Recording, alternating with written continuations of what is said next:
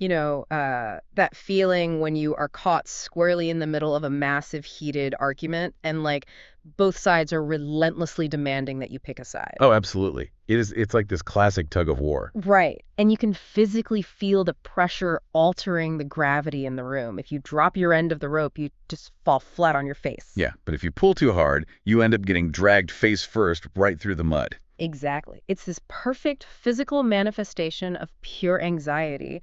And I feel like most of us spend our entire lives trying to escape that exact sensation, you know? We just want the tension to vanish so we can finally exhale. Well, yeah, because we treat that tension as like a flaw in our environment. Mm. We see it as a structural failure that just needs to be fixed or avoided entirely. But what if that exact tension, that terrifying, exhausting friction, isn't a bug in the human operating system at all? What if it is the literal engine of reality? That is the exact pivot we're making today. Welcome to the deep dive.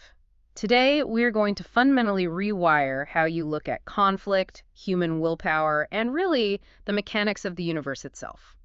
We are pulling directly from Ben Hod's curriculum. Specifically, we're looking at Map 2, Unit 8, Mysteries. Right, which focuses heavily on the brilliant and often very misunderstood 19th century occult philosopher Eliphas Levi.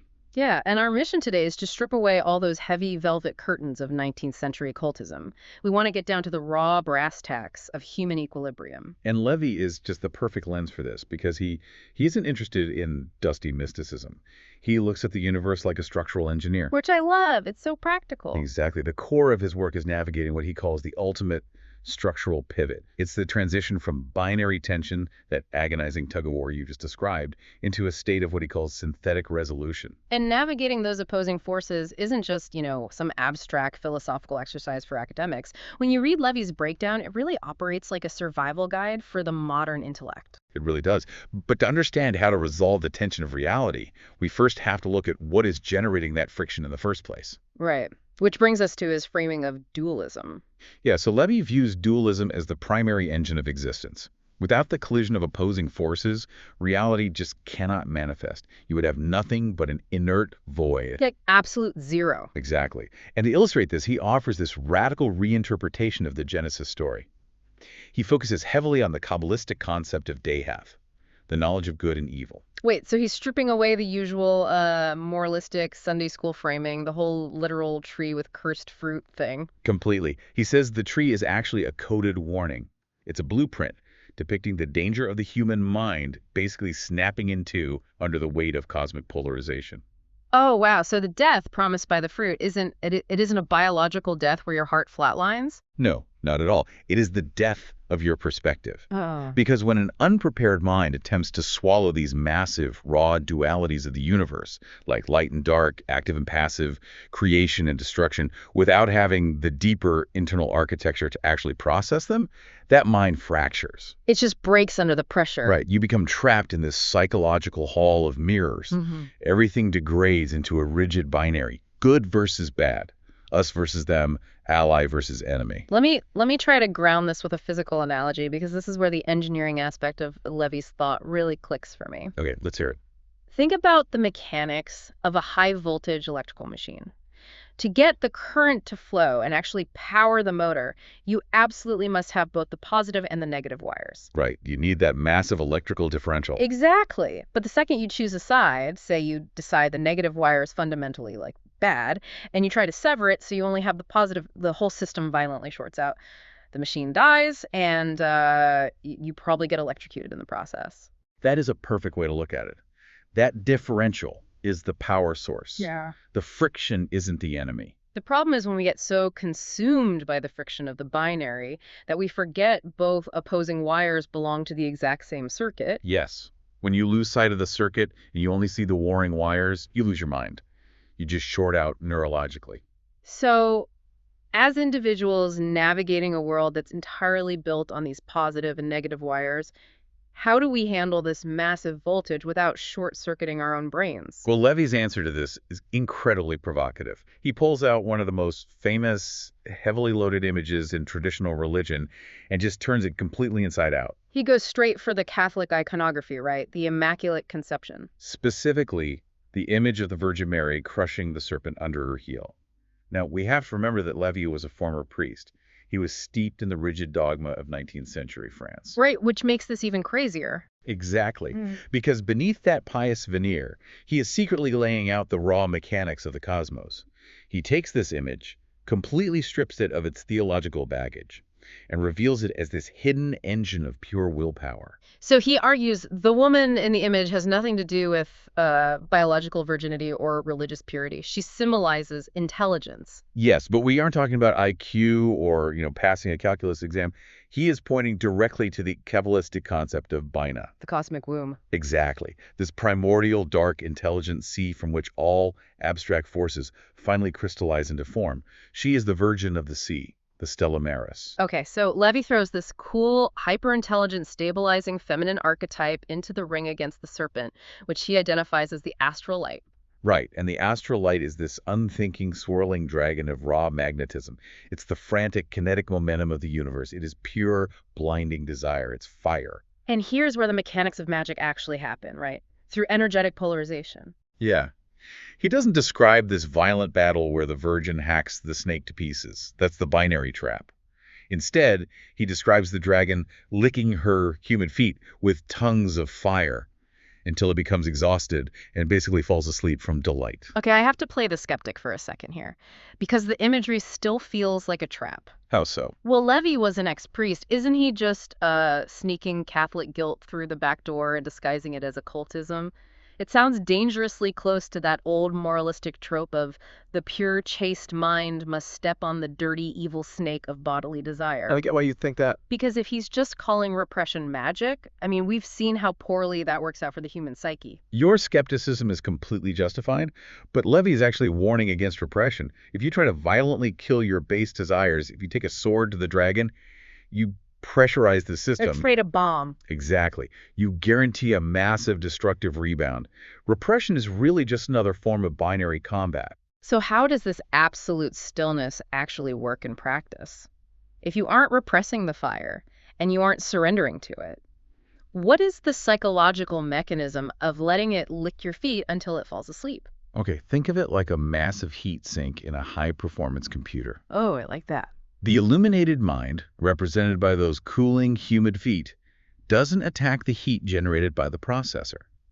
It simply provides a structure of such immense density and stillness that it safely absorbs and dissipates the chaotic energy. Wow. The raw, frantic magnetism of the universe is seduced and neutralized by your absolute refusal to be moved by it.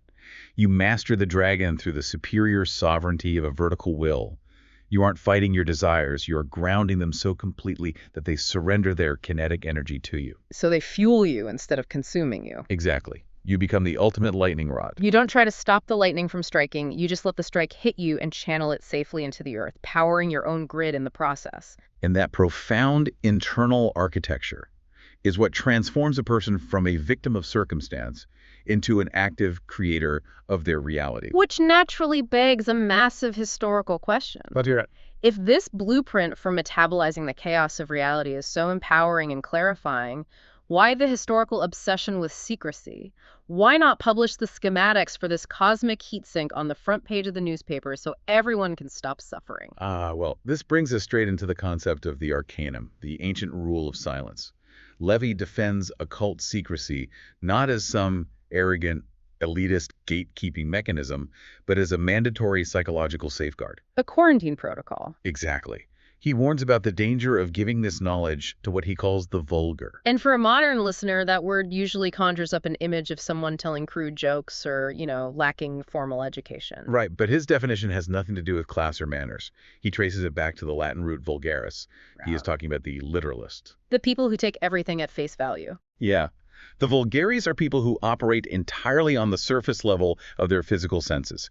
They're driven entirely by basic survival instincts and immediate gratification. So what happens if they get the secret? Levy argues that if an uninitiated, literal-minded person suddenly catches a glimpse of the massive, mechanical, ruthless cause and effect nature of the cosmos, they do not experience an awakening. They experience a profound existential panic. Because they lack the psychological heat sink to process it, They look at the absolute law of polarity and they just misinterpret it as fatalism. Exactly. They look at the sheer scale of the cosmic machine and suffer what Levy calls the impious negation of free will. That's a heavy phrase. Impious negation of free will. It means they realize the universe is governed by immutable laws, and their immediate reaction is to abdicate their own agency entirely. They decide they are just a helpless cog in a merciless machine, so nothing they do matters. The sheer weight of the mechanics crushes their spirit. To build on our earlier electrical analogy, it is like handing the launch codes and schematics of a nuclear reactor to someone who only understands how to heat up a microwave dinner. Yes. You aren't enlightening them, you are handing them a responsibility that will literally vaporize their psyche. They don't have the training to handle the rods, so the core melts down. And that is the exact psychological danger Levy assigns to Christ's famous warning about not casting pearls before swine.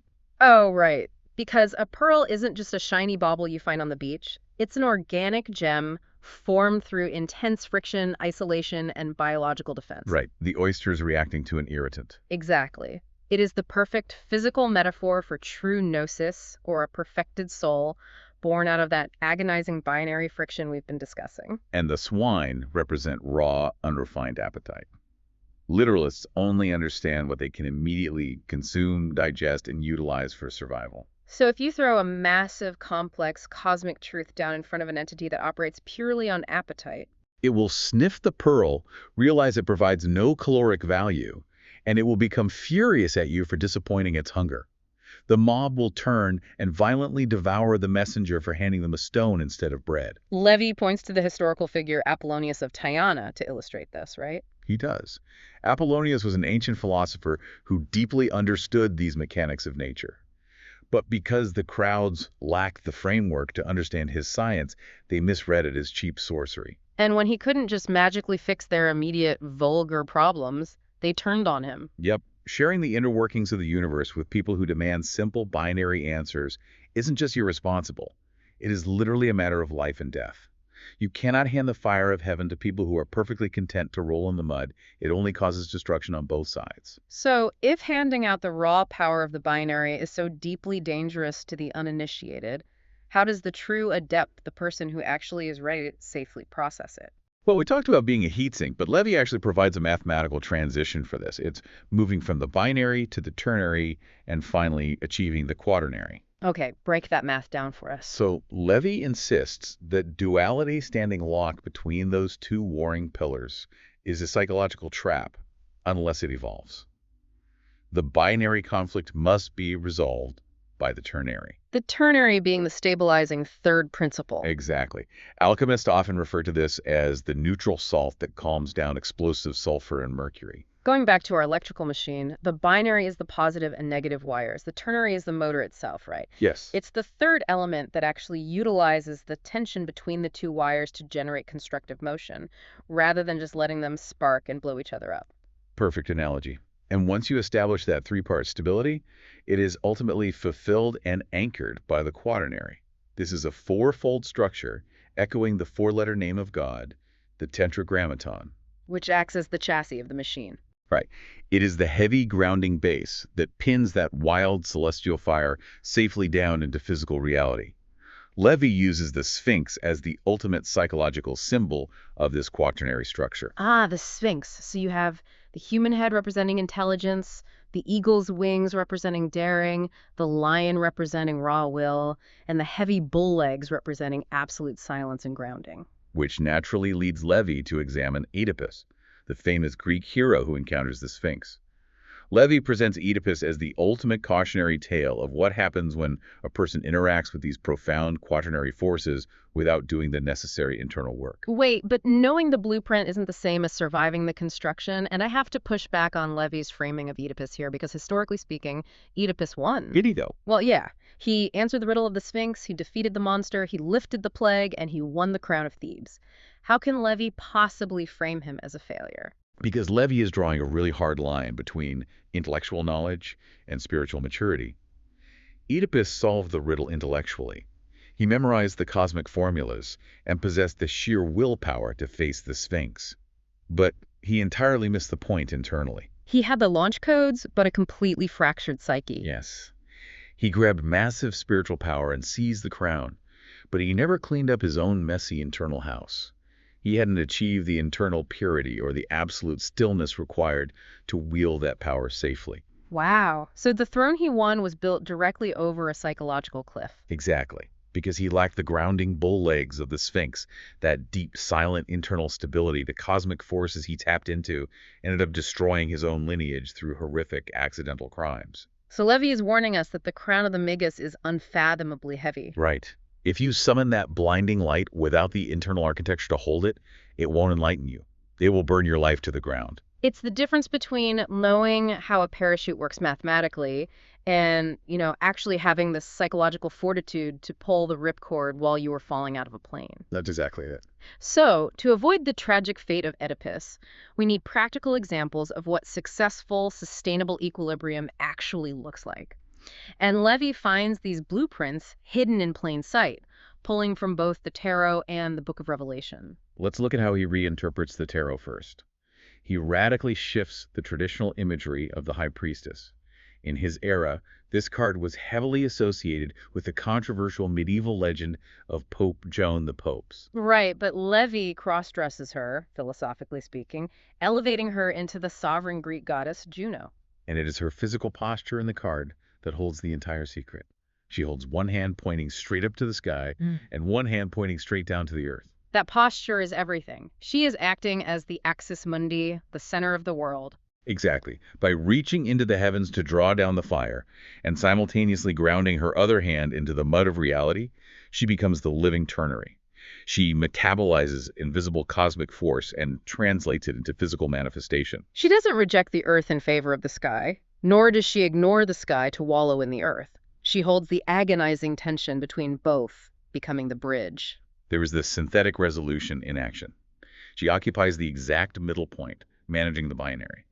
And Levi takes this precise framework of force and form and applies it to a text that most people assume is just a literal doomsday script, the Book of Revelation. Right. He specifically focuses on the two witnesses, Elijah and Enoch. Yes. Levi completely strips the Christian apocalypse of its literal, catastrophic, end-of-the-world baggage. He doesn't read it as a terrifying roadmap for global destruction. He reads it as a psychological handbook for intellectual awakening. So if Juno is the axis mundi in the tarot, how does Levi map this equilibrium onto Elijah and Enoch? Well, they represent the two pillars of the universe we've been circling this whole time. Elijah represents raw, unmediated faith. He is kinetic force. He is the fiery prophet who literally called fire down from the sky. He's the engine of realization breaking violently into the physical world. And on the opposite pillar, you have Enoch, whom Levi explicitly connects to the Egyptian god of wisdom, Hermes, and the Phoenician hero Cadmus. Right. Enoch represents the sacred alphabet. He is the geometric structure, the mathematical blueprint, the rigid form. Let me flesh out a modern analogy for this because it's brilliant. It is like building a hypercar. Pure faith. The fire of Elijah without the sacred alphabet of Enoch is like dropping a massive V12 engine onto a chassis with no steering wheel and no brakes. That's a great way to put it. You have infinite power, but it is completely untethered. It just degenerates into reckless, destructive fanaticism. You crash into the first wall you see. But on the flip side, Right, the alphabet, the cool, calculated intellectual structure without the fire of Elijah, is just a beautifully crafted steering wheel attached to a dead academic corpse sitting in a garage. It looks impressive, but it goes nowhere. You must have the engine and the steering wheel to actually navigate reality. that is the exact synthesis Levi is driving at. When Revelation talks about the resurrection of St. John and Enoch, it isn't talking about literal zombies clawing their way out of ancient graves at the end of time. Thank goodness. Right. It is talking about the historical moment where the modern human mind finally rediscovers these Kabbalistic keys to unity. It is the moment we remember how to balance the engine and the steering wheel, bringing the chaotic, swirling forces of the astral light back under the precise control of human intelligence. Which brings us full circle to the mission of today's deep dive. True magical power, which Levi ultimately equates with the true exercise of free will, isn't about picking a side within a binary conflict. No, it's never about cutting the negative wire and hoping a machine keeps running. It is entirely about developing the profound psychological gravity necessary to occupy the central point of equilibrium. You command both sides of the polarity. By holding that immense tension without fracturing, you transform the blind chaos of the universe into a coherent, sacred drama. It is about standing in the absolute dead center of the storm, feeling the terrifying force of the winds around you, and finally realizing that you are the one generating the weather. So, to leave you with a final thought to chew on as you go about your day, considering everything we've unpacked about the absolute necessity of radical internal equilibrium and the immense power that comes from refusing to let external binaries dictate your reality. It certainly forces you to reevaluate the modern landscape. It really does. It makes you wonder how much of our modern anxiety, that endless, exhausting tug of war we feel every time we check the news, scroll through our feeds, or engage in political discourse, is actually just magic running in reverse. Oh, wow. Are we feeling so paralyzed, so depressed, and so anxious simply because we've dropped our end of the rope? Have we abdicated our role as the axis mundi, allowing ourselves to be effortlessly tossed around by the blind, unthinking forces of the crowd? It is a phenomenal question to ask yourself when the noise gets too loud. Something to mull over the next time you feel that binary tension pulling at you, demanding that you choose a side. Remember, you don't have to pick a side, you just have to hold the center. Woman, serpent, silence, keys, mind, lead, fire.